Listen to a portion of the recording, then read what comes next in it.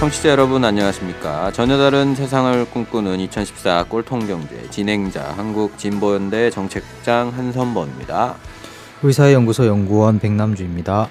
네, 꼴통경제 올해 15번째 시간입니다. 오늘 시간에는 먼저 이 전운이 감돌고 있는 이라크 상황에 대해서 좀 살펴보고요.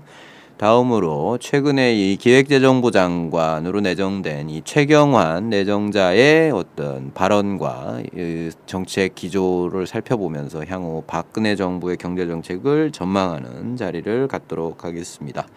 방송을 들으시면서 궁금한 점이 있으신 분들은 팟캐스트 포털인 팟빵 홈페이지로 들어오셔서 검색창에 꼴통경제를 검색하신 후 저희 페이지에 질문을 남겨주시기 바랍니다. 자, 그러면 2014 꼴통경제 시작하겠습니다. 이번 시간에는 이 최근 미군이 철수한 이라크에서 고조되고 있는 내전 상황에 대한 이야기를 해보겠습니다. 미국이 이라크를 침공한 지 21년 3개월, 미군이 철수한 지 2년 6개월이 된 지금 이라크에서는 다시 전쟁이 불붙고 있는데요. 유가라든지 국제자본의 이동에도 크게 영향을 미치는 일이기도 하고요. 이 중동에서의 국제적 질서 문제와도 연관이 큰 문제일 것 같습니다. 백남주 연구원. 네, 이 순위파 무장단체인 이라크 레반트 이슬람 국가라고 하는 이 영어 약칭으로 ISIL이라고 하는 이 단체가 6월 10일에 이라크의 제2도시 모술을 점령하고 수도 바그다드 인근까지 진출하면서 이라크에서 본격적인 전쟁의 기운이 고조되고 있습니다. 여기에 미국이나 이란, 사우디아라비아 등의 국가들의 이해관계도 맞물려 있어서 이 대규모 전쟁으로 이어질 수 있는 것 아니냐 하는 이제 불안감이 커지고 있고요. 네, 일단 무장단체 이름이 이라크 레반트 이슬람 국가인데요. 이 레반트가 무슨 뜻인가요? 네, 레반트는 해가 뜨는 동쪽이라는 뜻이 들어있는 단어인데요. 이 1차 세계대전 뒤에 프랑스의 위임 통치령이 된 이 시리아와 레바논 지역을 지칭하는 말입니다. 그러니까 이라크 레반트 이슬람 국가라는 단체명은 이제 순위파들이 주로 거주하는 이라크와 시리아, 레바논 지역에 이슬람 국가를 건설하자는 목표를 이제 나타내고 있는 거죠. 네, 그렇군요. 이 언론 보도들을 보면 이번 이라크에서 벌어지고 있는 일들이 이 순위파와 시아파라고 하는 이 두 종파 간의 갈등, 그러니까 이제 종교 갈등인 것처럼 보이는데요. 네, 우선 겉으로는 그렇습니다. 이제 지금 이라크 정부는 시아파의 이제 누리 알 말리키 총리가 이렇게 이끌고 있는데요. 이 ISIL은 이제 순위파 이제 무장 단체인 거죠. 그래서 순위파와 이 시아파의 종교 갈등처럼 보이고 있는 면이 있습니다. 네, 순위파와 시아파 이야기는 중동 얘기를 하면 항상 등장하는 것 같은데 이 부분에 대해서 좀 간략히 정리하고 넘어갔으면 좋겠습니다. 네, 이제 순위파와 시아파 이 두 종파는요, 이 이슬람교 창시자 모하메트, 무하마드라고도 하는데요. 이 마호메트 이제 사후에 이슬람 공동체의 수장인 칼리프를 선출하는 과정에서 이제 형성이 되었습니다. 이제 마호메트는 이제 후손을 남기지 않고 세상을 이제 떠났는데요. 그래서 이른바 이제 칼리프라고 불리는 이슬람 공동체의 이제 통치자가 그 뒤를 이어갔던 거죠. 이제 그런 면에서 이제 순위파는 마호메트가 후계자를 지정한 것이 아니다 이렇게 이야기를 하면서 초기 4명의 역대 칼리프들이 있었을 텐데 이제 4명의 초기 칼리프를 모두 정통으로 인정한 반면에 시아파는 이슬람교의 정통성은 이제 창시자인 마호메트가 후계자를 이제 지정했다 이렇게 생각을 하고 그 전통성이 마호메트의 자손만 가지고 있다 이렇게 이제 보고 있는 겁니다. 그래서 무하마드의 이제 마호메트 사후 이 사위인 4대 칼리프 알리만을 정통으로 이제 보고 있다라고 하는 거고요. 그래서 이제 이 이후 마호메트 사후를 두고 어떤 이제 정통을 이어받은 사람이 누구냐 이런 걸 가지고 이제 갈려 있는 거죠. 서기 661년에 이제 4대 칼리프인 이제 알리가 암살을 당하면서 순위파와 이 시아파의 분열이 본격적으로 시작이 되었고요. 지금까지 무려 1400년 정도 이 양 종파 간의 적대 관계가 이제 지속되어 오고 있는 겁니다. 참고로 이제 현재 순위파의 종주국은 이제 사우디아라비아라고 할 수가 있겠고요. 시아파의 종주국은 이란이라고 할 수가 있겠습니다. 아까도 말씀드렸듯이 ISIL은 이라크와 국경을 맞닿아 있는 이 시리아에 걸친 지역에 이제 순위파 통합국가를 건설한다는 목표를 갖고 있는 거고요. 네. 행감주 연구원께서 이 겉으로는 종교적 갈등의 모습을 보이고 있다 이렇게 말씀을 하셨는데 그렇다면 뭐 그것과는 다른 겉이 아닌 다른 본질적인 문제가 있다 이런 말씀이신데요. 네, 현재 이라크에서 벌어지고 있는 갈등의 원인을 제공한 건 바로 이제 미국의 이라크 침공이라고 생각이 듭니다. 2001년 이제 9.11 테러가 발생을 했었죠. 그 당시 이제 부시 정권은 후세인 정권의 알카에다 연관 이런 것들 주장을 했고 대량 살상 무기를 개발했다 이라크 후세인 정권이 이렇게 이야기를 하면서 이라크를 침공해서 후세인 정권을 이제 붕괴시켰었던 거죠. 네, 뭐 결국 명확한 증거가 없이 이 침공을 했다 이런 게 뭐 드러난 바 있고요. 이미 전 세계가 석유를 위한 부도덕한 전쟁이다 이렇게 미국을 비난해 왔었는데요. 네, 그렇습니다. 당시 이제 후세인 정권이 쿠웨이트를 침공한 것도 아니고 뭐 핵 개발을 하거나 노골적으로 이제 반미를 하거나 한 것도 아니었는데도 미국이 이제 침공을 한 거거든요. 전형적인 제국주의 전쟁이라고 얘기할 수가 있겠습니다.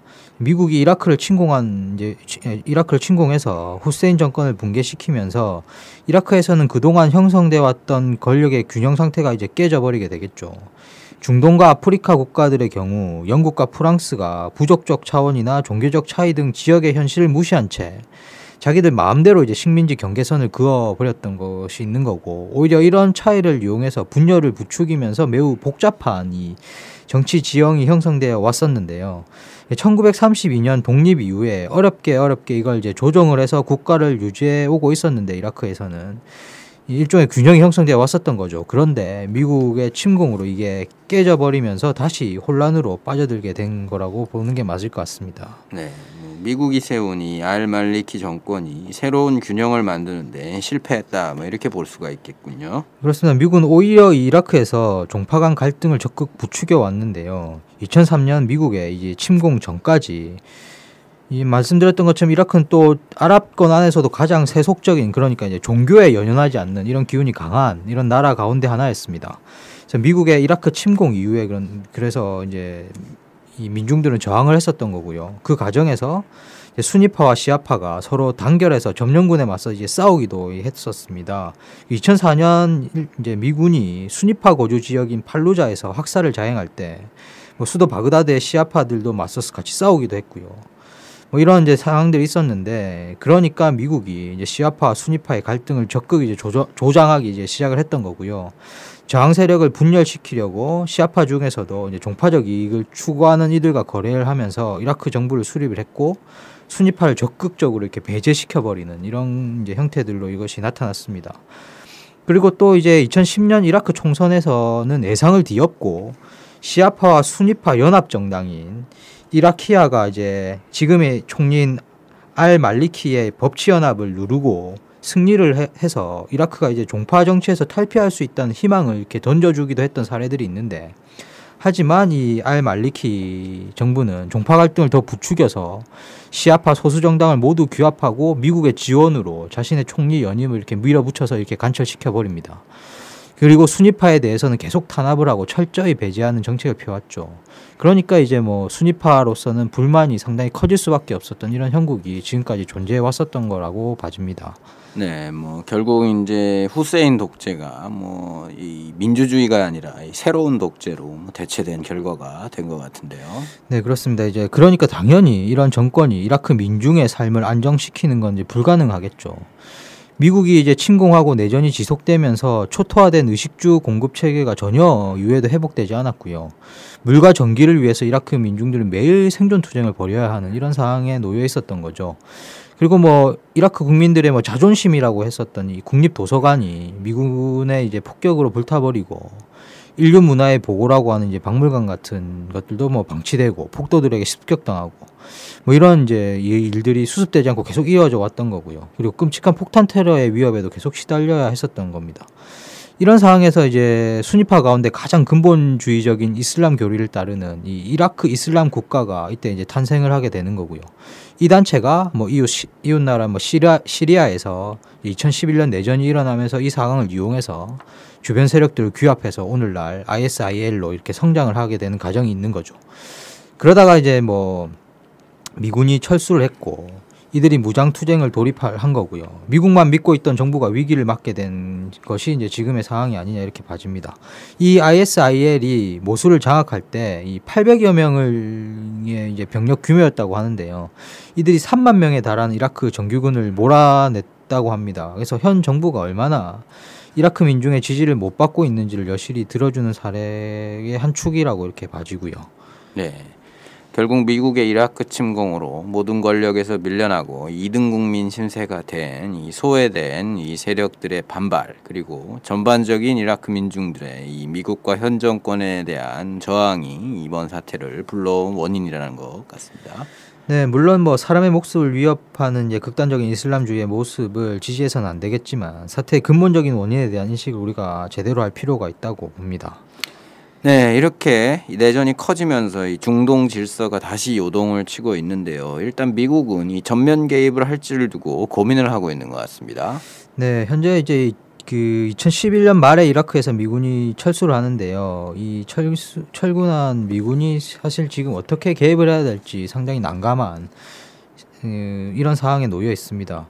이제 이라크 전쟁에 이미 뭐 1조 달러를 넘게 쏟아붓고 미군이 한 5천만 명 이상이 목숨을 잃었죠. 그런데도 이라크에서는 전국이 안정되고 있지 않는 상황입니다.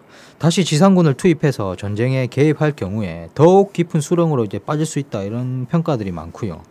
사태는 해결이 안 되고 이라크의 무장 세력들의 저항은 지속되고 그에 따라서 재정 지출과 미군 사망자 수가 늘어나면 뭐 이렇게 이 전쟁에서 손을 뗄 수도 없고 그렇다고 이게 상황도 정리가 안 되고 이런 이제 진퇴양난의 상황에 여전히 계속 놓일 수 있다 미국이 이런 이런 고민들을 많이 하고 있습니다.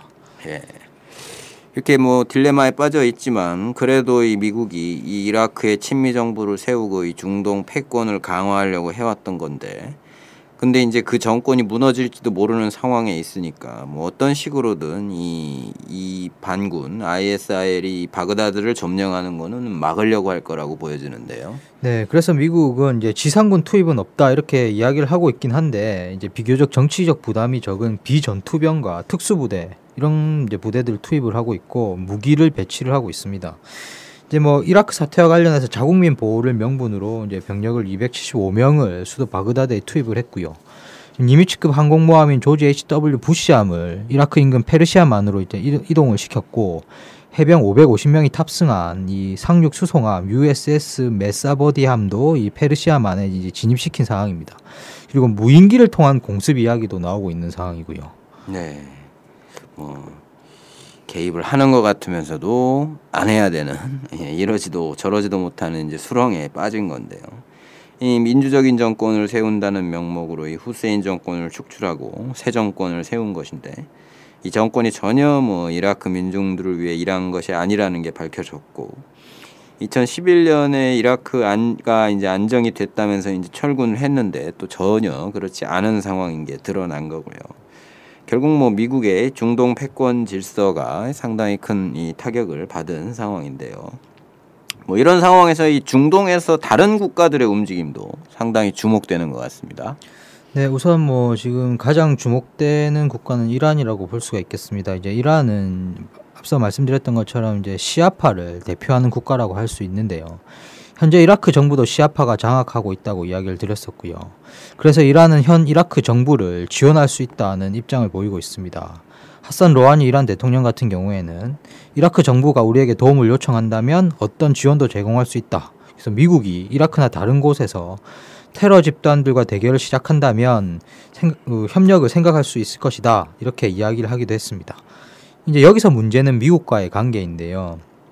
미국은 그동안 반미적 성향을 가지고 핵 개발을 해오던 이란을 고립시키려는 이런 정책을 펴왔었던 거죠. 그런데 이라크에서의 친미정부 방어를 위해서 이란의 힘을 빌린다면 쉽게 말하면 이제 적대 세력과 기존의 적대 세력과 손을 잡는 꼴이 됩니다. 그렇다고 미국의 입장에서는 독자적인 이제 지상군 투입을 하는 것도 부담이 큰 상황이고요. 그래서 미국이 상당히 좀 이런 면에서 난처한 상황에 몰려 있는 이런 상황으로 봐집니다. 네, 뭐 만약 미국과 이란이 협력을 한다면 엄청난 이 변화인데요. 반발하는 국가들이 꽤 많을 것 같습니다. 네, 그렇겠죠. 이제 대표적인 나라가 이스라엘이 될 텐데요. 핵 보유를 추진 중인 이란을 이제 고립 압살해야 된다는 것이 이제 이스라엘의 기존 입장이었으니까요. 이 유발 슈타이니츠 이스라엘 전략부 장관이 이제 우리는 미국과 이란의 이라크 정부 지지 탓에 이란 핵 문제에 대한 미국의 태도가 누그러지는 상황이 벌어지지 않길 바란다. 이렇게 입장을 밝히고 있습니다. 네, 이스라엘은 그렇고요. 이 또 하나의 중요한 변수인 이 사우디아라비아는 좀 어떻습니까? 네, 앞서 잠시 이야기 드렸듯이 사우디아라비아는 중동에서의 대표적인 이제 친미 국가 중 하나고 순위파를 대표하는 국가라고 할 수 있습니다. 그래서 이란과는 이제 시아파를 대표하는 이란과는 적대적인 관계를 이렇게 형성해 오고 있었고요. 이런 상황에서 사우디의 셈법은 아주 이제 복잡해질 것으로 보이는데요. 사우디 입장에서는 이라크의 현 시아파 정부를 지지할 이유는 크지 않습니다. 시아파 정부를 공격하고 있는 세력도 순위파 세력인 거고요. 그래서 일단 이라크에 미국 등 외세가 개입하는 것을 반대한다는 입장을 보이고 있습니다. 그에 따라서 또 미국의 셈법도 복잡해지겠죠. 이제 중동 패권을 유지하기 위해서는 이제 사우디아라비아가 큰 이제 핵심적인 국가인데 그렇다고 현재 친미 성향의 이라크 정부가 그대로 무너지는 것을 보고 있을 수도 없는 이런 상황이죠. 그리고 또 이란에 만약에 힘을 빌려서 공조를 한다면 사우디아라비아 역시 크게 반발할 거고요. 네. 뭐 이래저래 미국이 곤혹스러운 처지에 내몰리고 있는 모습인데요. 예, 이라크에서의 전쟁의 길을 계기로 이 중동 질서가 요동치는 모습을 또 보이고 있는 거고요. 네, 그렇게 볼 수 있습니다. 그동안 이제 미국은 중동에서 반미적 성향을 가지고 있는 이란의 정치적 진출을 차단하고 극단적인 이슬람주의를 차단하려고 수십 년간 이렇게 개입을 해오고 있지 않습니까? 그런데 그 개입이 지금 참담한 실패를 넘어서 이게 재앙 수준으로 이렇게 가고 있는 상황이라고 봐집니다. 오히려 지금 나타나고 있는 현상들은 이슬람주의가 더욱 확산되고 있는 거고요. 이란의 영향력도 오히려 더 커져 있는 상황이죠. 그래서 미국이 이라크 등의 이제 중동 개입의 명분으로 주장해 왔던 미국식 민주주의라는 것이 또 얼마나 허황된 것인지도 드러나 있는 거고요. 그래서 미국은 어떻든 간에 이제 패권의 측면에서 큰 타격을 볼 수밖에 없을 것으로 봐지고요. 이러한 상황에서 여타의 국가들이 어떤 선택을 할지 주의 깊게 살펴볼 필요가 있겠죠. 어떤 식으로든 뭐 중동에서의 정치 지형이 변화될 조짐을 보일 것 같다 이렇게 좀 생각이 듭니다. 네, 이 중동 문제는 뭐 이렇게 저희가 여러 요인들이 복잡적이기 때문에 좀 정치적인 부분을 많이 말씀을 드렸는데요. 저희가 이 경제 방송이니만큼 이번 이라크 사태에서 벌어질 어떤 경제적인 영향 이런 부분을 또 말씀을 드려야 될 것 같은데요.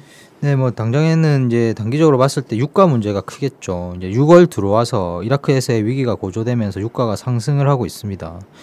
두바이유 같은 경우에는요, 6월 초에 배럴당 105달러에서 6월 19일 현재 수준으로는 110달러 수준으로 이렇게 올랐고요.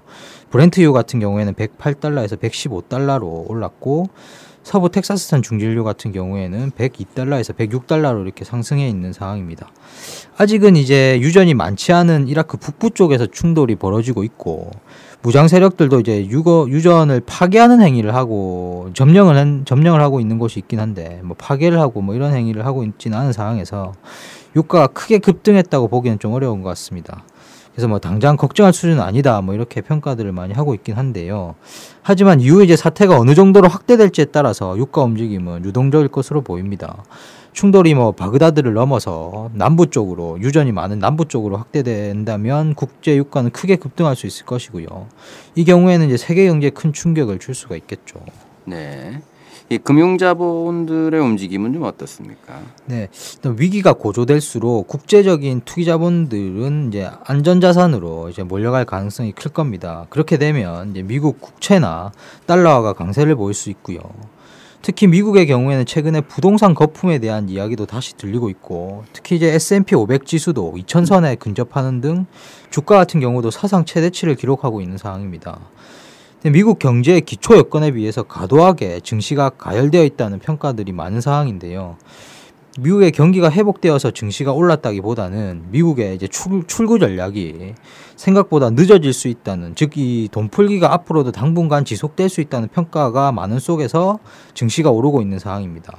이러한 상황에서 외부 충격이 가해진다면 이 증시에 끼어 있는 거품이 이렇게 붕괴될 수 있는 거죠. 그래서 이러한 우려가 커질 수가 있습니다. 위험 자산인 증시에서 돈이 이제 빠져나와서 안전 자산으로 이제 몰릴 수가 있는 거죠. 이런 측면이 이게 좀 주의 깊게 살펴볼 지점이라고 생각이 들고요. 또 이제 신흥국에서는 급격한 이제 자금 이탈로 인한 충격을 받을 가능성에 대해서 또 고려해봐야 되는 이런 상황입니다. 네. 장기적으로 볼 때는 좀 어떻습니까? 네, 뭐 장기적으로는 중동 정치 지형의 변화에 이제 주목을 해봐야 될 것 같은데요. 이제 정치 지형의 변화는 경제 관계를 당연히 이제 변화를 초래하겠죠. 이제 그리고 이제 과연 이라크가 이제 쪼개질 것인지, 미국이나 이란은 어느 정도로 개입할 수 있을 건지, 여기에 이제 사우디는 어떻게 대응할 건지, 이런 부분들이 미국의 중동 패권에 어느 정도 균열을 줄지를 지켜볼 필요가 있을 것 같습니다. 네, 이번 시간에는 현재 고조되고 있는 이라크에서의 이 전쟁 위기에 대해서 살펴봤습니다. 현재 진행형인 사건인 만큼 계속 주목해 볼 필요가 있을 것 같고요. 네, 백남주 연구원 수고하셨습니다. 네, 감사합니다. 네, 이번 시간에는 최근 개각을 통해 경제부총리 겸 기획재정부 장관으로 내정된 최경환 새누리당 의원의 정책 성향과 이에 따른 박근혜 정부의 경제정책 기조를 전망해보는 시간을 갖도록 하겠습니다. 한국장님, 이 새로 내정된 최경환 의원에 대해서 간략히 먼저 좀 알려주시죠. 네, 최경환 내정자는 이 경상북도 경산 출신이고요. 이 대학에서 경제학을 전공을 했고 1978년에 행시 합격해서 이후 1999년까지 경제관료 생활을 했습니다. 1999년부터는 이제 한국경제신문에 들어가서 이 논설위원, 편집국 부국장 등을 맡았었고, 2002년에는 이회창 한나라당 대통령 후보 경제특별보좌관을 했습니다. 이후 2004년 17대 총선에서 한나라당 공천을 받아서 국회의원이 됐고 19대까지 3선을 했습니다.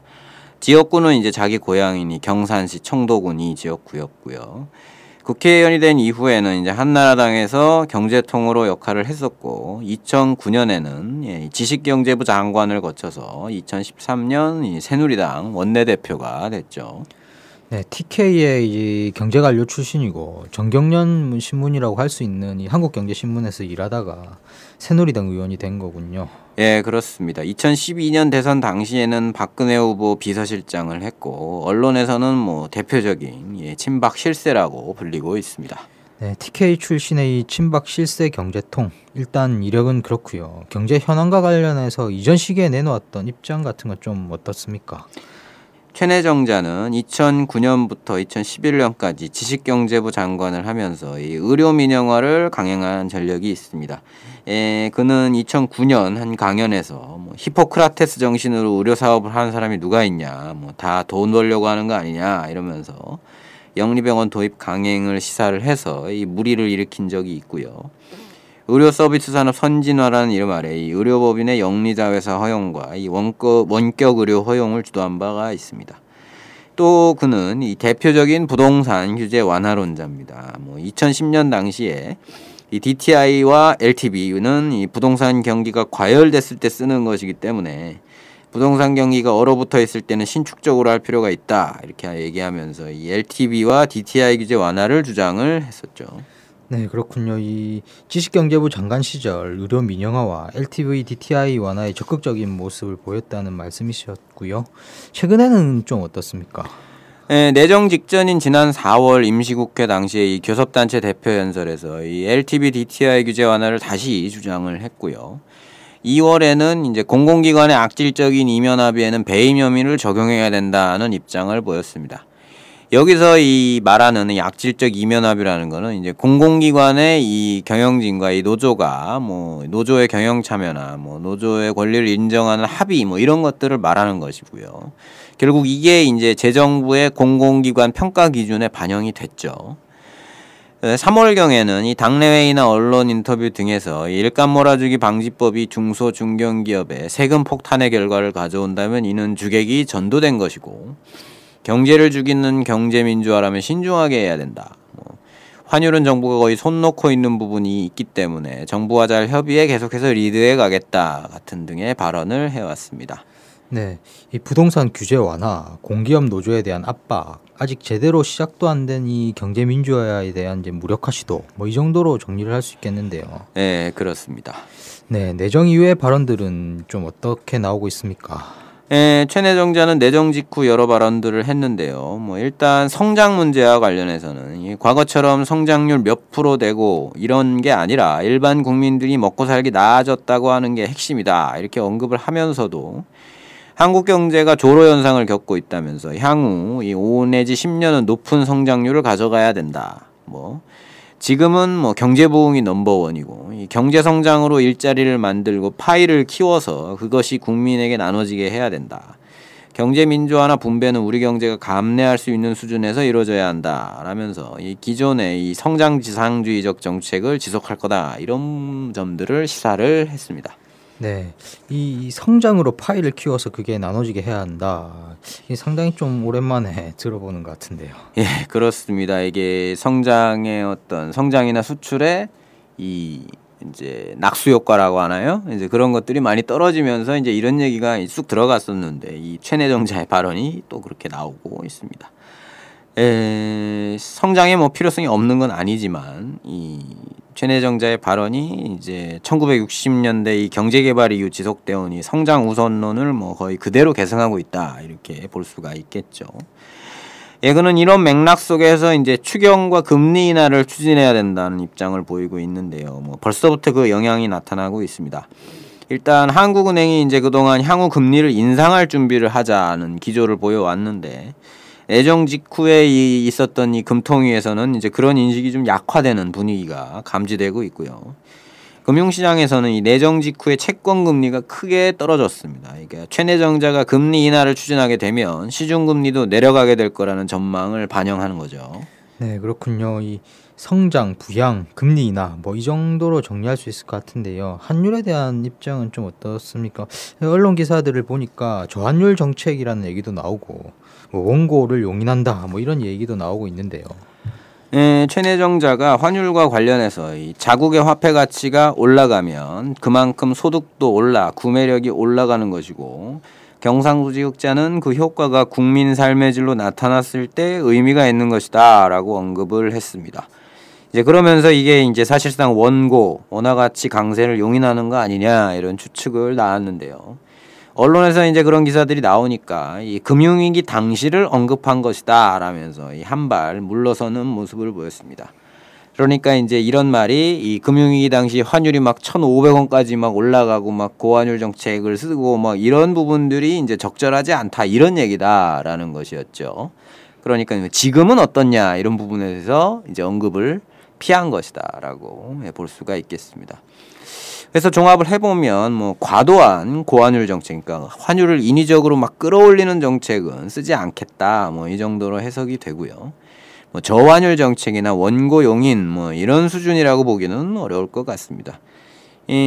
지금 환율도 뭐 여전히 뭐 높은 수준이라고 계속 말씀을 드려왔었죠. 무엇보다 미국이 계속 이 우리나라를 주시하면서 압력을 넣고 있는 상황이어서 정부의 운신의 폭이 굉장히 좁기 때문에 뭐 지금 같은 소위 뭐 스무딩 오퍼레이션이라고 하는 이 속도 조절 지속하지 않을까 이렇게 예상을 해볼 수 있을 것 같습니다.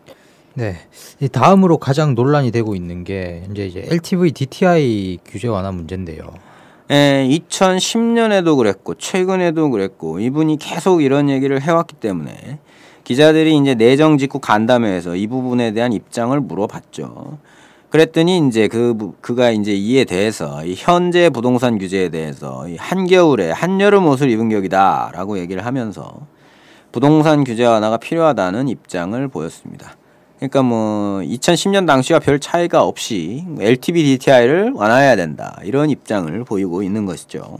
네, 한결같이 이 LTV DTI 규제 완화를 주장해 오신 그런 분이군요. 예, 그렇습니다.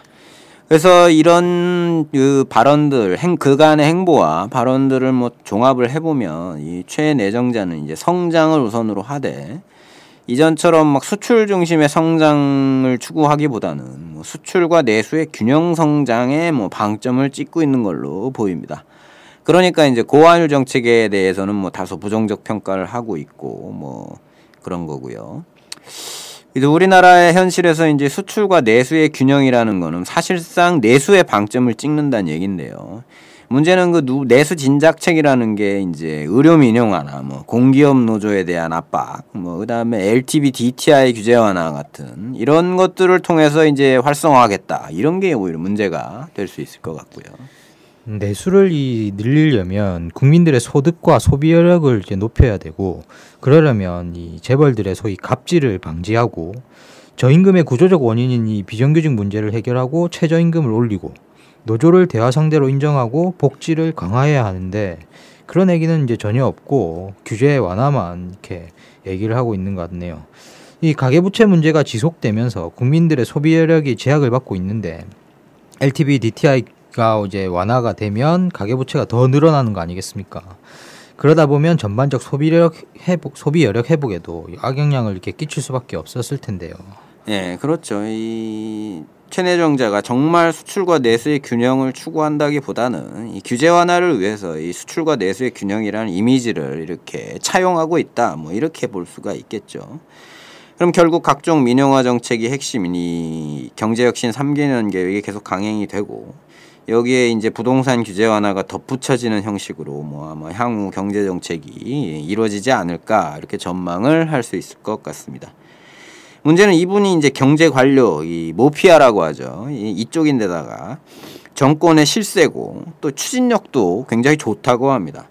이렇게 되면 이제 우리나라 경제가 이 잘못된 방향으로 열심히 추진되는 이런 방향으로 가게 될 위험이 있다고 보여지고요.